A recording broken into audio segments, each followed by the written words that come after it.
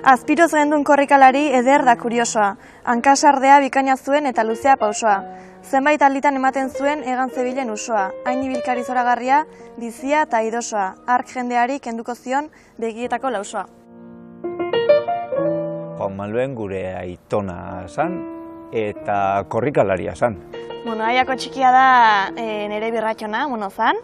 Eta nahi familiarrak eta hola kontatuta, zan garai hartako korrikalari famatu bat. 10 seme alaba zituen eta baserrian ere zerbait egin berko zuen, lan egin berko zuen, baina bere beha bidez korrikalaria zen. Bat apustuta itxe zituen, bere inguruko jendeak inda, eta gaina bitako apustu asko irabazi itxe zituen. Urte luze zintzun korrikalari eternua izan zen, 50 urtetatik gora ere guainikan apustuak egin zituen.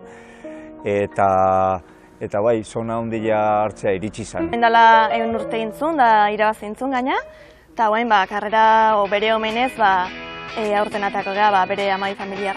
Bati ideia marabilloso bat okurritu zitzaion, egun batian, aitonak 100 urte ziala kontatu zuen, beho bia irabazi zula, askoek ez genekin. Eta hortik atera zen, ingo aldeu, danako alkarrekin ingo aldeu, eta zenbaitek bai etxesan ginen, eta gaur arte.